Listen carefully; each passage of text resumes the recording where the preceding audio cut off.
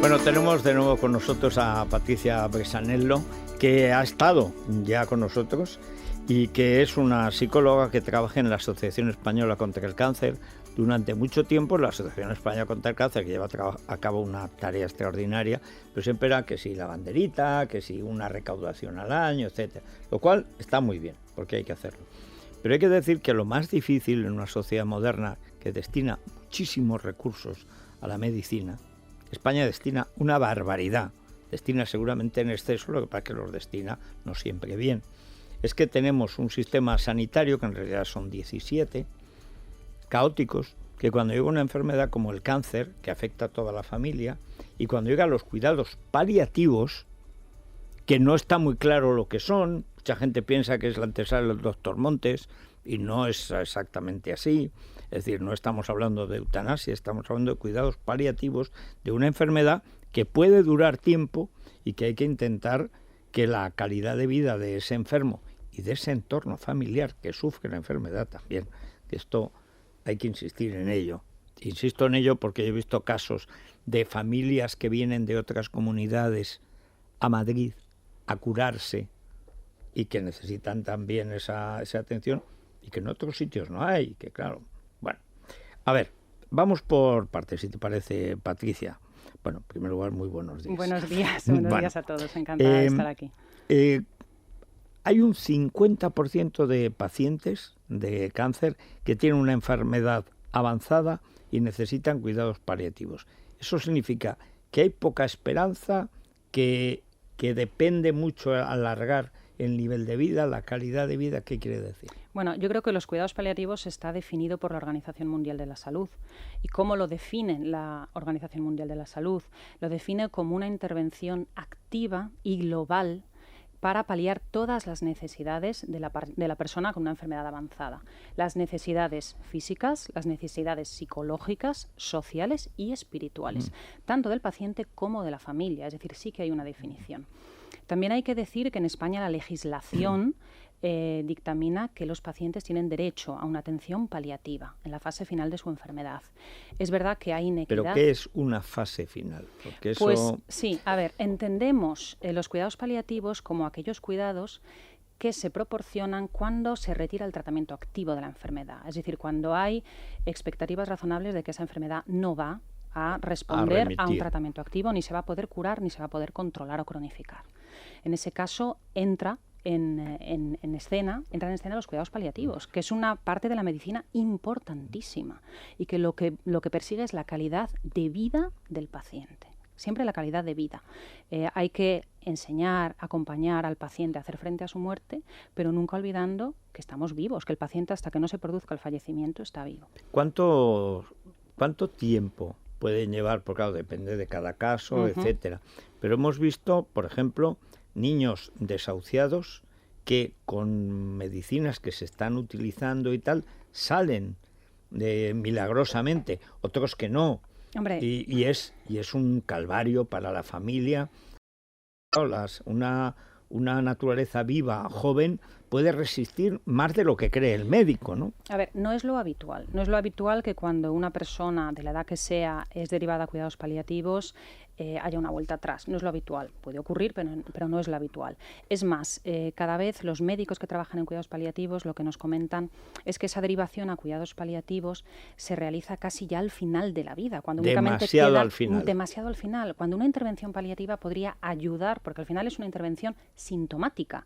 Claro. Nos olvidamos de la enfermedad, entre comillas, porque ya no vamos a poder ni curarla ni controlarla. Y vamos a otro tipo de intervención, que es la sintomática. Es decir, que la persona esté el tiempo que le queda de vida lo mejor posible, pudiendo ser independiente, no teniendo dolores, no teniendo sufrimiento, tanto físico como psicológico y espiritual y social. Pero es que es un paso muy importante. También me imagino que el propio paciente, incluso su familia, quiere retrasar ese momento. Efectivamente. ¿No? O sea, de que hecho, puede que tenga que ver con los médicos que no lo dictaminan en su momento, pero también con nosotros mismos que tomamos la decisión. Por ¿no? supuesto. Ahí intervienen diferentes variables. Intervienen, por una parte, los médicos, para los que derivar a paliativos es como tener que aceptar que la medicina curativa y la medicina de control no ha podido hacer nada en ese sentido.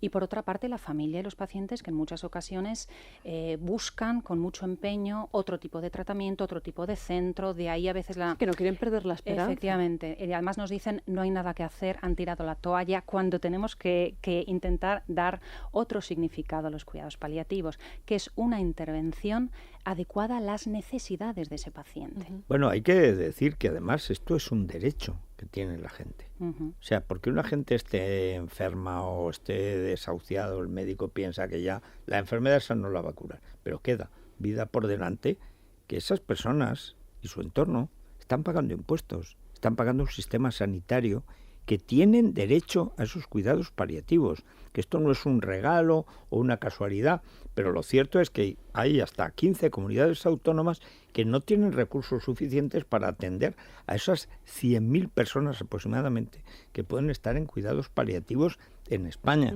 Y siempre vuelvo a lo mismo porque conozco bastantes casos. En el sur de España hay mucha gente que ya se acostumbra a venir a Madrid. Algunos a curarse del cáncer y otros a morir, porque lo de morir en casa, pues que es una forma de cuidado paliativo, que era lo que se hacía antes. Dice, bueno, pues no tienes remedio, pero el médico asegura que no sufres, vas a estar con tu familia, es un final en el que la familia se va acostumbrando y también el enfermo. Bueno, eso que antes era más normal, claro, la familia ha desaparecido, se vive de una manera más atomizada en las ciudades, no en todos los sitios hay medios médicos que te garanticen esa infraestructura, ¿no? Sí, es verdad que hay mucha inequidad y desde la Asociación Española contra el Cáncer estamos luchando porque no exista esa inequidad y porque un derecho que es de todos realmente sea una realidad en todos los territorios del Estado español. ¿Y qué hacéis vosotros o cuáles son los puntos en los que vosotros ponéis más atención? Bueno, nosotros ofrecemos un apoyo psicosocial en cuidados paliativos. Nosotros tenemos psicólogos que intervienen tanto en nuestras sedes como en los hospitales en los que tenemos implantación y tenemos voluntariado. Tenemos voluntariado, que es una figura muy importante también dentro de los cuidados paliativos. Son personas que nosotros formamos, porque lógicamente para poder estar al lado de una familia que está en una situación de este tipo y de un paciente que está en una situación de este tipo hay que recibir una formación. Y nosotros promocionamos, por tanto, ese apoyo psicosocial por parte de profesionales y por parte también de voluntariado. ¿Y hay muchos voluntarios? Sí, tenemos bastantes voluntarios que trabajan en cuidados paliativos, tanto domiciliarios como hospitalarios. ¿Y qué función realizan o qué funciones? Pues las funciones de los voluntarios son un acompañamiento. O sea, ellos no tienen funciones de profesional sanitario. No es lo mismo una intervención psicológica que una intervención sanitaria como de una intervención de los voluntarios. Digamos que ellos es acompañamiento, presencia, estar ahí tanto para el paciente como para la familia, hacer una escucha activa, permitir un desahogo emocional.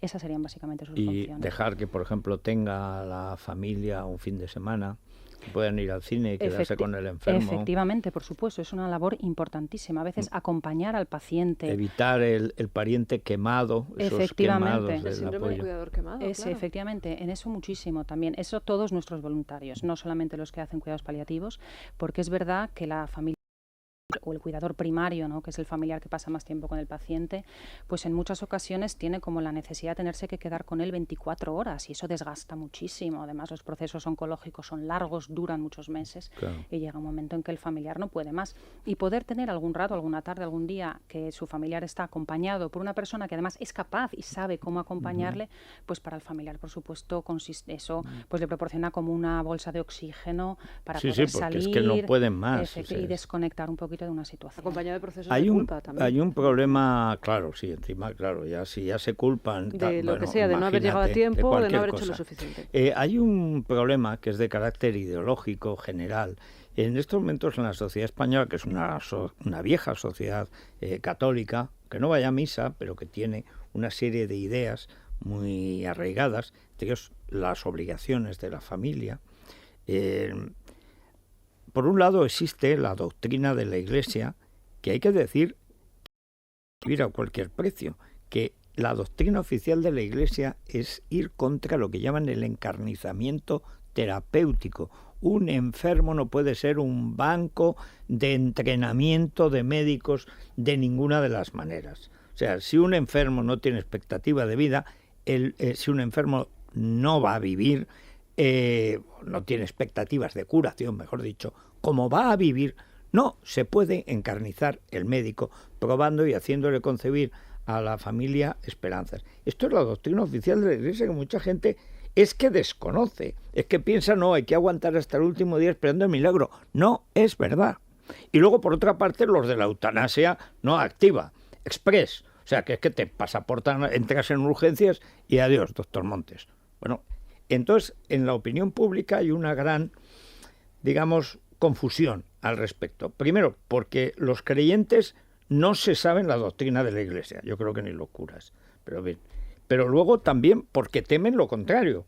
Dice, oye, a ver si a mi abuelo lo van a pasaportar cuando a lo mejor le queda un año de vida para tener una cama libre.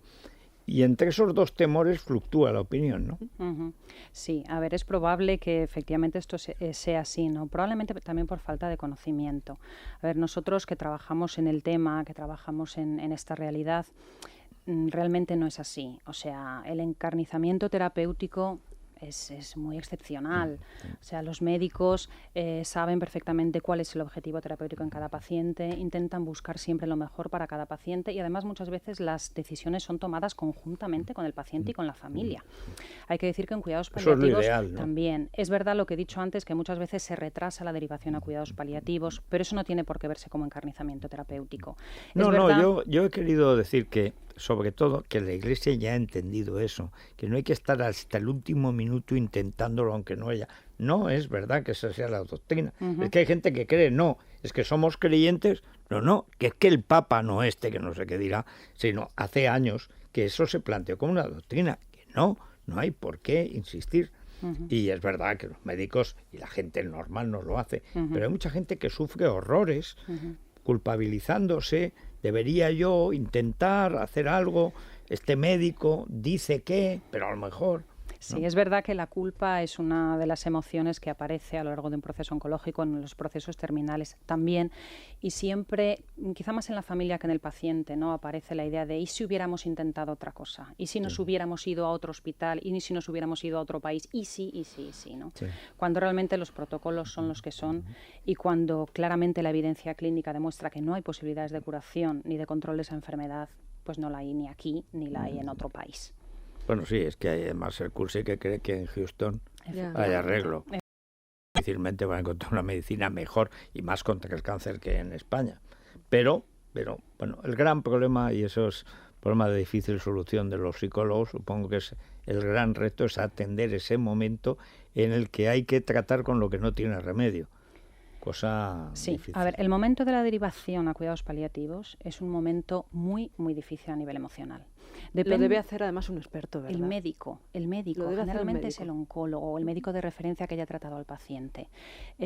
También nos podemos encontrar con dos situaciones. Con una situación que viene ya de una enfermedad de hace tiempo que no ha podido ser controlada, con a lo mejor incluso más de un tratamiento, y llega un momento en que el médico habla con el paciente y con la familia y dice, la medicina, el tratamiento activo no ha sido efectivo y por lo tanto vamos a pasar a otro tipo de tratamiento.